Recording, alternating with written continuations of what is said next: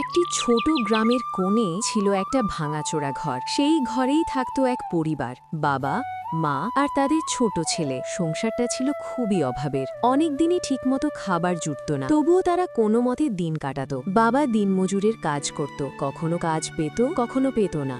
মা ঘরের পুরনো কাপড় সেলাই করে সামান্য কিছু টাকা রোজগার করত, আর ছোট ছেলেটা প্রায়ই ক্ষুধা নিয়ে ঘুমিয়ে পড়ত।